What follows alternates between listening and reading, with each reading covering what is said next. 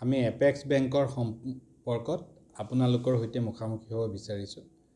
আচলতে এটা বিত্তীয় প্ৰতিষ্ঠান আৰু এটা জাতীয় অনুষ্ঠান অসম সমবায় এপেক্স বেংক, এই বেংকটোৰ কথাবিলাক যেতিয়া আলোচনা হয়, কথাবিলাক যথেষ্ট স্পৰ্শকাতৰ হয়। কাৰণ গ্ৰাহকৰ বিশ্বাসৰ ওপৰত, গ্ৰাহকৰ আস্থাৰ ওপৰত এটা বেংক বৰ্তি থাকে। আৰু আমাৰ সৌভাগ্যৰ বিষয় যে অসমৰ গ্ৰাহকসকলে গভীৰ আস্থাৰে অসম সমবায় এপেক্স বেংকত ধন জমা ৰাখিছে আৰু তাৰ সুফলো তেওঁলোকে লাভ কৰিছে। আজিৰ অলপ দিনৰ পৰা কেইটামান কথা আলোচনা হৈ আছে, যিকেইটা কথাৰ ওপৰত কংগ্ৰেছ দলে আজি এপেক্স বেংক ঘেৰাও কৰিবলৈ আহিছিল। বেংক এটা বিত্তীয় অনুষ্ঠান আৰু গ্ৰাহকসকল বেংকলৈ আহে। কাৰোবাৰ যদি কিবা ধৰ্ণা দিব লগা থাকে, দাবী কৰিব লগা থাকে, বেংকত আহি ঘেৰাও নকৰিও তেওঁলোকে জিলাৰ উপায়ুক্তৰ তাত বা ধৰ্ণা আদিৰ কাৰণে নিৰ্দিষ্ট কৰি থকা গুৱাহাটীৰ যি জেগা আছে, তাত যদি তেওঁলোকে কৰিলেহেঁতেন, তেতিয়া আমি এটা কথা বুজি পালোহেঁতেন যে তেওঁলোক বেংকৰ শুভাকাংক্ষী আৰু বেংকৰ বেয়া হোৱাটো নিবিচাৰে। বৰঞ্চ তেওঁলোকে বেংক সম্পৰ্কত ঋণাত্মক বাতৰি প্ৰকাশ কৰি বা ঋণাত্মক কথা কৈ বেংকৰ প্ৰতি গভীৰ শত্ৰুতা আচৰণ কৰিছে আৰু বেংকটো বন্ধ হৈ যোৱাৰ কাৰণে তেওঁলোকে ষড়যন্ত্ৰ কৰিছে। আমি 2 দিন পূৰ্বে কৈছিলোঁ, 3 দিন পূৰ্বে কৈছিলোঁ, এইবাৰ বেংকে অপাৰেটিং প্ৰফিট 71 কোটি টকা কৰিছে। যিটো বেংকে 71 কোটি টকা অপাৰেটিং প্ৰফিট কৰে আৰু এটা সময়ত কংগ্ৰেছ চৰকাৰৰ দিনত লছত আছিলে, প্ৰত্যেক বছৰে 5 কোটি 7 কোটি লোকচান হৈ আছিলে, সেই বেংকটো বন্ধ হৈ যাব বুলি কৈ গ্ৰাহকক বিভ্ৰান্ত কৰা কংগ্ৰেছ দল প্ৰকৃততে জাতিৰ কাৰণে শত্ৰুস্বৰূপ। আজি মই এটা কথা কওঁ যে তেওঁলোকে অভিযোগ কৰিছে যে তদন্ত হ'ব লাগে। আমি সকলো ধৰণৰ তদন্তৰ কাৰণে সাজু আছোঁ, কিন্তু তদন্ত কিহৰ ভিত্তিত হ'ব লাগে, কোনটো তথ্যৰ কাৰণে হ'ব লাগে, তেওঁলোকে ক'ব লাগে। এখন বেনামী চিঠিক লৈ আজি বিৰোধী দলে এই গোটেই আন্দোলন বা তেওঁলোকৰ বিবৃতি, তেওঁলোকৰ যি শেহতীয়াভাৱে কাৰ্যকলাপ, চিফ ভিজিলেন্স কমিশ্যনাৰক এখন চিঠি দিছিল এজন ব্যক্তিয়ে, আৰু সেই চিঠিখন কোনো তলত নাম নাছিল, এজন গ্ৰাহক আছিল, সচেতন গ্ৰাহক বুলি লিখা আছিল। সেই চিঠিখনৰ বিষয়বস্তুবিলাক যেতিয়া চিফ ভিজিলেন্স কমিশ্যনাৰে চিফ ছেক্ৰেটেৰীলৈ দিলে, কৰ্পৰেশ্যন ডিপাৰ্টমেণ্টে আমাক সুধিলে আৰু তাৎক্ষণিকভাৱে ক্লজ ৱাইজ, পেৰা ৱাইজ প্ৰত্যেকটো বিষয়ে আমি ৰিপ্লাই দিলোঁ। মই এতিয়া গোলাঘাটত আছোঁ, যদি মই গুৱাহাটীলৈ যাওঁ সেই ৰিপ্লাই কপিটো মই আপোনালোকক দিব পাৰিম। তেওঁলোকে কোৱাৰ দৰে কোনো 52 কোটি বা 60 কোটিৰ টেণ্ডাৰ হোৱা নাছিল, টেণ্ডাৰ সম্পৰ্কত মিছা তথ্য দিছিল আৰু এখন ভুৱা চিঠিত দিয়া মিছা তথ্যক আলম লৈ কংগ্ৰেছ দল, জাতীয় পৰিষদ বা অন্যান্য দলে আন্দোলনৰ পথ লোৱাটো নিতান্তই দুৰ্ভাগ্যজনক। কংগ্ৰেছ এনেকুৱা এটা দল যিটো দলে এপেক্স বেংকক সদায় শত্ৰুতাই কৰি আহিছে। যোৱা তৰুণ গগৈ চৰকাৰৰ দিনত অসম চাহ নিগমৰ যি লোন এপেক্স বেংকৰ পৰা লৈছিল, সেই ঋণ ঘূৰাই দিয়াৰ সময়ত তৰুণ গগৈ ডাঙৰীয়াই এপেক্স বেংকক 38 কোটি টকা ঘূৰাই নিদিলে। সুতসমূহ যেতিয়া বিচাৰি আমি বাৰে বাৰে 38 কোটি টকা বিচাৰি তেখেতক যোগাযোগ কৰিছিলোঁ, ব্যক্তিগতভাৱে মই তৰুণ গগৈ ডাঙৰীয়াক লগ কৰি জাতীয় অনুষ্ঠানটোৱে পাব লগা এই ধন দিবলৈ তেখেতক ৰিকুৱেষ্ট কৰিছিলোঁ। তেখেতে স্পষ্টকৈ কৈছিলে যে বেংক এটা চৰকাৰী অনুষ্ঠান যিহেতু নহয়, শ্বেয়াৰ হোল্ডাৰ অনুষ্ঠান, তেওঁ বেছি চিন্তা নকৰে, বৰঞ্চ চৰকাৰখন তেওঁ চিন্তা বেছি কৰিব লাগে, গতিকে তেওঁ 38 কোটি টকা দিবলৈ অপাৰক। যাৰ কাৰণে সেই সময়ত বেংকে যথেষ্ট সমস্যাৰ সন্মুখীন হৈছিল। তাৰ পাছত চেণ্ট্ৰেল গভৰ্ণমেণ্টে যেতিয়া বৈদ্যনাথন কমিটিৰ আণ্ডাৰত অসমৰ ৰিভাইভেল পেকেজত 117 কোটি টকা এপেক্স বেংকক দিব বিচাৰিছিল, তাত এটাই কণ্ডিশ্যন আছিল যে সেই সময়ত ৰাজনৈতিক যি ব্যৱস্থা, যে চৰকাৰৰ এজন IAS অফিচাৰ বা ছিনিয়ৰ ACS অফিচাৰ এপেক্স বেংকৰ মেনেজিং ডিৰেক্টৰ থাকে, তাৰ সলনি ফিট এণ্ড প্ৰপাৰ ক্ৰাইটেৰিয়া অনুসৰি ৰিজাৰ্ভ বেংকৰ মেনেজিং ডিৰেক্টৰ হ'ব লাগে। মেনেজিং ডিৰেক্টৰজন যাতে চৰকাৰে এপইণ্টমেণ্ট দিব নোৱাৰে, তাৰ কাৰণে আইন লাগে। যিহেতু পুৰণি আইনমতে মেনেজিং ডিৰেক্টৰজন চৰকাৰী আছিল আৰু বিভিন্ন ধৰণৰ আইনৰ সংশোধনৰ কাৰণে বৈদ্যনাথন কমিটিয়ে অনুমোদন জনাইছিল। সেই আইন 2007 চনত ভাৰতবৰ্ষৰ বিভিন্ন ৰাজ্যত সংশোধন হৈ তেওঁলোকে ৰিভাইভেল পেকেজত পইচা পালে। কিন্তু তৰুণ গগৈ ডাঙৰীয়াই 7 চনত যদি আইনখন সংশোধন কৰিলেহেঁতেন আমি 113 কোটি টকা পালোহেঁতেন, 117 কোটি টকা পালোহেঁতেন।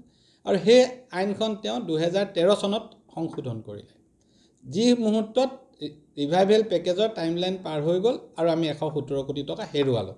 এইটো কেৱল তৰুণ গগৈ ডাঙৰীয়াৰ এই জাতীয় অনুষ্ঠানটোৰ প্ৰতি অমনোযোগিতা, তেখেতে লোৱা অদূৰদৰ্শী সিদ্ধান্তৰ বাবে 117 কোটি আৰু 38 কোটি 155 কোটি টকা এই জাতীয় অনুষ্ঠানটোৱে হেৰুৱালে। যিটো জাতীয় অনুষ্ঠানে কংগ্ৰেছ দলৰ মুখ্যমন্ত্ৰীজনৰ বাবে 155 কোটি টকা হেৰুৱালে, সেই কংগ্ৰেছ দলে আজি তেওঁলোকৰ ৰাভা হাছঙত পৰাজিত হোৱাৰ সময়ত ইছ্যু ডাইভাৰ্ট কৰিবলৈ হঠাৎ লোৱা সিদ্ধান্তৰে তেওঁলোকে এপেক্স বেংকত ধৰ্ণা দিছে। আমি তদন্তৰ কথা কৈছে, যদি বিষয়টো আজি টেণ্ডাৰ এটা হৈছে, টেণ্ডাৰটো অপেন টেণ্ডাৰ, পেপাৰত আমি টেণ্ডাৰ দিছোঁ, আমি ৱেবছাইটত টেণ্ডাৰ দিছোঁ, আৰু টেণ্ডাৰ হওঁতে যিটো আটাইতকৈ লৱেষ্ট বিড হৈছে, লৱেষ্ট বিড হোৱা পাৰ্টিটোৱে টেণ্ডাৰ পাইছে। দ্বিতীয়তে টেণ্ডাৰ ভেলু সম্পৰ্কত এটা কথা কওঁ যে 17 চনত যিমান টকা আছিল এতিয়া একেটা টকা নাই, টকা কিছু সাল সলনি হৈছে। কিন্তু 17 চনত যিখিনি কামৰ স্ক'প আছিল তাতকৈ বহু কাম বৃদ্ধি পালে। এটা ৰাস্তা যদি 3.5 মিটাৰ বহলকৈ আপুনি 10 কিলোমিটাৰ বনাইছে 17 চনত, আৰু এতিয়া যদি 5.5 কিলোমিটাৰ বা 7.5 মিটাৰ বহলকৈ 10 কিলোমিটাৰ বনাইছে, স্বাভাৱিকতে তাৰ ৰেটটো বৃদ্ধি পাব। আৰু সেই ৰেটটো বৃদ্ধি পোৱাৰ সময়ত যদি 17 চনৰ লগত তুলনা কৰি কয় যে ৰেট বাঢ়িছে, নিঃসন্দেহে এইটো শুদ্ধ নহ'ব। বিশেষকৈ এইবাৰ আমি চাইবাৰ ছিকিউৰিটি ইনক্লুড কৰিছোঁ, ৰিজাৰ্ভ বেংক আৰু নাবাৰ্ডৰ নিৰ্দেশ মৰ্মে। আৰু চাইবাৰ ছিকিউৰিটিটোৰ ক্ষেত্ৰতে কেৱল যদি মহাৰাষ্ট্ৰত চাই, তাৰ ষ্টেট কোঅপাৰেটিভ বেংকে 2 বছৰ আগত মই জনাত 50 কোটি টকাতকৈ বেছি টকা খৰচ কৰিছে। আমি মাত্ৰ 37-38 কোটি টকাত চাইবাৰ ছিকিউৰিটিৰ পৰা আৰম্ভ কৰি ডিজিটেল প্লেটফৰ্ম, আমাৰ এটা ডাটা চেণ্টাৰ থাকে হেড অফিচত, এটা ডিজাষ্টাৰ ৰিকভাৰী চেণ্টাৰ থাকে আমাৰ কলিকতাত, আমাৰ 67টা ব্ৰাঞ্চ কম্পিউটাৰাইজ হয়। আমি নতুনকৈ 260জন ষ্টাফ লৈছোঁ, তেওঁলোকৰ কাৰণে এডিশ্যনেল কম্পিউটাৰ, 24 ঘণ্টা মেন পাৱাৰ ছাপ্লাই, ইয়াতে কনচালটেঞ্চি, ছফ্টৱেৰ, হাৰ্ডৱেৰ, বিভিন্ন ধৰণৰ বস্তুৰ কাৰণে টেণ্ডাৰ হৈছিল। আৰু টেণ্ডাৰ অপেন টেণ্ডাৰ হৈছিল, আৰু অপেন টেণ্ডাৰ আটাইতকৈ লৱেষ্ট যিটো হৈছে তেওঁলোকক দিয়া হৈছে। আৰু চিফ ভিজিলেন্স কমিশ্যনাৰে হওক বা যিকোনো ধৰণৰ এজেঞ্চিয়ে তদন্ত কৰিলে আমি আদৰণি জনাম। দ্বিতীয়তে DBPৰ যিটো ইছ্যু, DBPৰ ইছ্যুটো আমি আগতেও কৈছোঁ যে DBP হ'ল বেংকৰ এটা প্ৰচলিত নিয়ম আছিল, যিটো নিয়মে ব্ৰাঞ্চতে চেকখন কালেকশ্যন হোৱাৰ আগত যিকোনো মানুহক পে'মেণ্ট কৰি দিয়ে, চেকখন কালেকশ্যন হ'লে ঘূৰি আহে। লুৰিণজ্যোতি গগৈ ডাঙৰীয়াও আছুত থাকোঁতে 40 বাৰতকৈ অধিক তেওঁলোকে DBP কৰি পইচা লৈছিল, ৰাজেশ বাজাজেও DBP কৰি পইচা লৈছিল। পাৰ্থক্য এইটোৱে যে লুৰিণজ্যোতি গগৈ ডাঙৰীয়াই যিখিনি DBP কৰি পইচা লৈছিল, সেই পইচাখিনি বেংকে ঘূৰি পালে, ৰাজেশ বাজাজৰখিনি বেংকে ঘূৰাই নেপালে। নোপোৱাৰ লগে লগে আমি BIOত ব্যক্তিগতভাৱে মই চেয়াৰমেন হিচাপে মই গোচৰ দিলোঁ। বেংকে দিছপুৰ থানাত গোচৰ দিলে, গোচৰ চলি আছে।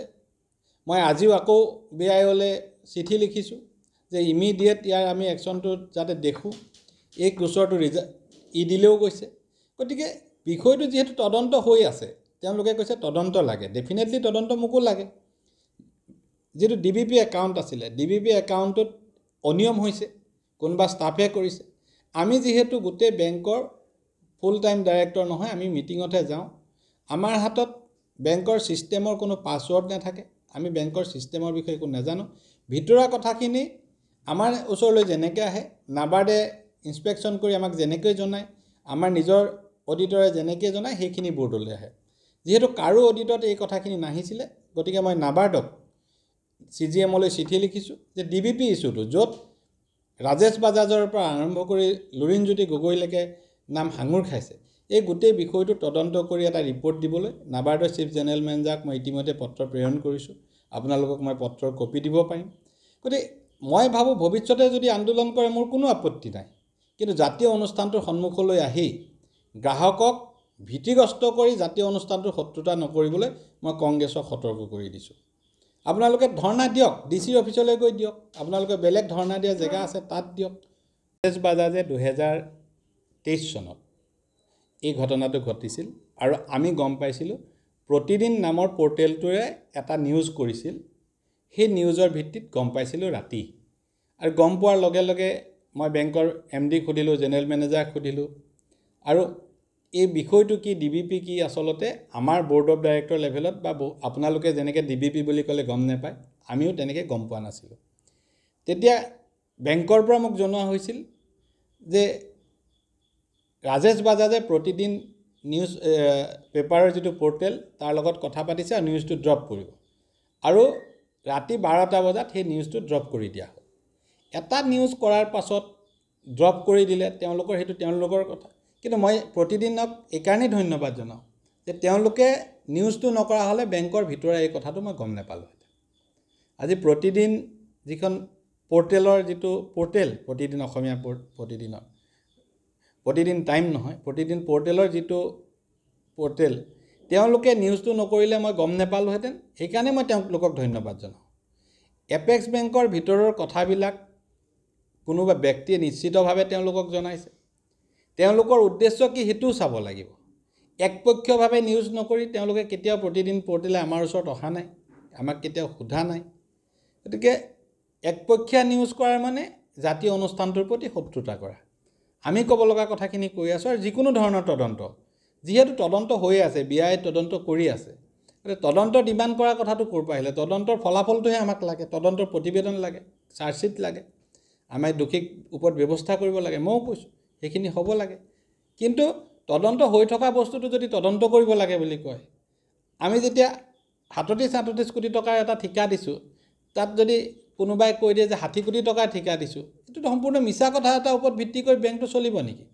দ্বিতীয়তে তেওঁলোকে ক'লে 48 কোটি টকা মুকলি কৰি দিয়া হ'ল আমি এটকাও মুকলি কৰি দিয়া নাই বস্তুখিনি সাপ্লাই অৰ্ডাৰ হৈছে বস্তু সাপ্লাই আৰম্ভ হৈছে গতিকে আজি এপেক্স বেংকৰ ATM হৈছে আমি 30খন কোঅপাৰেটিভ সোসাইটিক মিনি বেংক কনসেপ্টে মাইক্ৰো ATM দি মিনি বেংকৰ এটা কনসেপ্টে 30খন কোঅপাৰেটিভ সোসাইটিক এডপ্ট কৰিছোঁ আজি RTGS হৈছে আজি NEFT হৈছে IMPS হৈছে আমি আহি থকা দিনত অনলাইন বেংকিং মোবাইল বেংকিং এই প্লেটফৰ্মলৈ যাব খুজিছোঁ সাইবাৰ সিকিউৰিটি যেটো বেংকিং ব্যৱস্থাৰ আটাইতকৈ দৰকাৰী এটো হৈছে এটা সাধাৰণ অফিসত কম্পিউটাৰ সিস্টেম গোটেই ইন্টাৰনেট সিস্টেমটো চলাবলৈ আজি বছৰেকত 10 লাখ টকা লাগে কম্পিউটাৰ এটা দাম যেতিয়া 17 চনত কিনিছিলে ডলাৰৰ দাম আছিলে ডলাৰ আছিলে 65 টকা আজি ডলাৰ হৈ গ'ল 85 টকা যেতিয়া আপুনি এটো ডলাৰৰ ভ্যালু বাঢ়ি যাব আপোনালোকেও জানে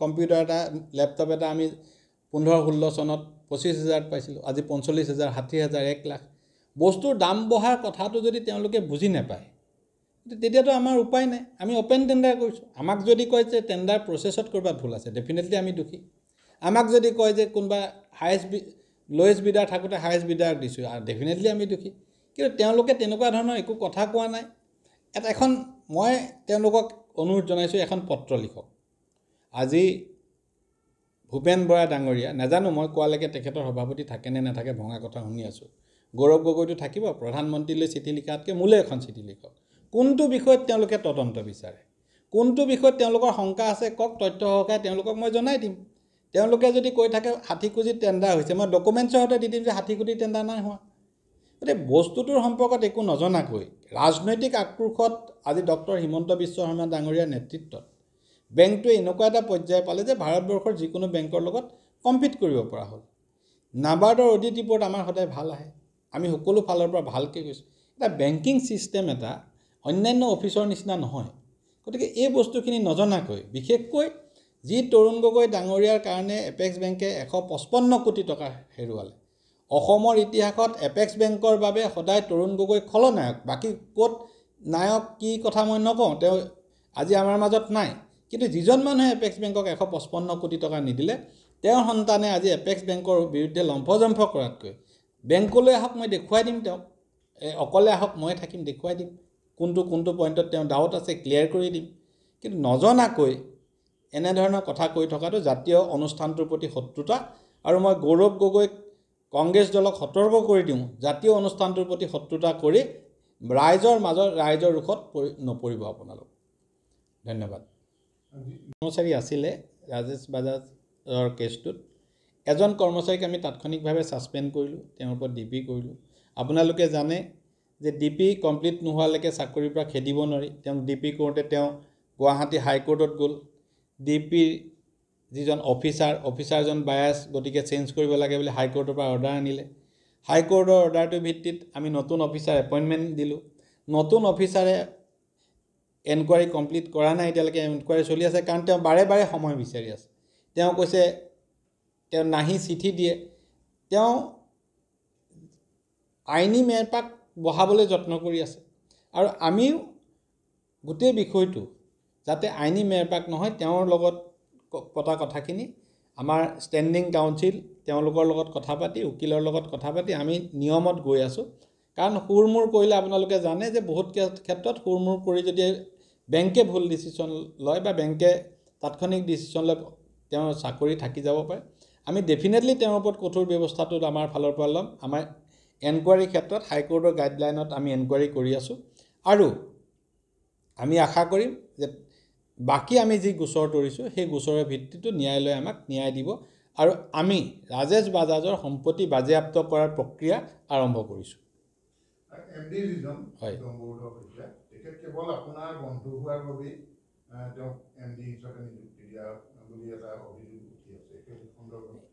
MD এপইণ্টমেণ্ট হোৱালৈকে MDক মই চিনি নাপাওঁ। আমি ৰিজাৰ্ভ বেংকৰ ফিট এণ্ড প্ৰপাৰ গাইডলাইন অনুসৰি এডভাৰটাইজমেণ্ট কৰিছিলোঁ। ক'ৰবাত কৈ থকাৰ আগতে তেওঁ ব্ৰাঞ্চ মেনেজাৰ নহয়। যিটো ক্ৰাইটেৰিয়া এজন MD থাকিব লাগে, সেই ক্ৰাইটেৰিয়া থকা হিচাপতে তেওঁক সেই সময়ত এডভাৰটাইজমেণ্ট হ'ল। এডভাৰটাইজমেণ্ট হোৱাৰ পাছত এখন এক্সপাৰ্ট কমিটি গঠন কৰা হ'ল, অনাৰেবল চিফ মিনিষ্টাৰ বা সেই সময়ত চেয়াৰমেনৰ অনুমোদন সাপেক্ষে, আৰু সেই সময়ত চেয়াৰমেনৰ অনুমোদন সাপেক্ষে এপইণ্টমেণ্ট লেটাৰখনত মই চহী কৰিছিলোঁ। ব'ৰ্ড অফ ডাইৰেক্টৰ সেই এপইণ্টমেণ্টটো এপ্ৰুভ কৰিছিল, আৰু আগৰ MDজনৰ টাইম ইতিমধ্যে পাৰ হৈ গৈছিল। গতিকে এটা পূৰা আপুনি চাওক, আজি আমি 260জন, প্ৰায় 250-60জন আমি নতুন ষ্টাফ ল'লোঁ। ADRE নিচিনাকৈ লৈছোঁ, কোনো এটা অভিযোগ উঠা নাই, একো হোৱা নাই। মই এটা কথা জানো, যিকেইজনে এতিয়া অভিযোগ কৰি আছে তেওঁলোকে সেই পৰীক্ষাখিনিৰ কথা গম নাপালে, গম পালে তাতো সুৰুঙা উলিয়ালে। কোনো চাকৰি নোপোৱা মানুহে, কোনো চাকৰি পোৱা মানুহে ক'তো অভিযোগ কৰা নাই। অভিযোগ কৰিছে কোনে? Third party. চাকৰি নোপোৱা এজন মানুহে যেতিয়া যদি অভিযোগ কৰে যে মোৰ যোগ্যতা আছিল, মোক নিদি তেওঁক দিলে, সেই কথাটো ভেলু আছে। চাকৰি নোপোৱা মানুহকেইজনে আমাৰ 250টা চাকৰিৰ ক্ষেত্ৰত প্ৰায় 10,000 এপ্লিকেণ্ট আছিলে। কোনো এজন মানুহে কোৱা নাই যে মোৰ পাব লগা চাকৰিটো মই নাপালোঁ। কৈছে কোনে? যি এই গোটেই প্ৰক্ৰিয়াটোৰ লগত জড়িত নহয়, যি উদ্দেশ্যপ্ৰণোদিতভাৱে বেংকটোৰ ডেমেজ কৰিব খুজিছে। মই নাভাবোঁ যে তেওঁলোকৰ উদ্দেশ্য কেতিয়াবা সফল হ'ব।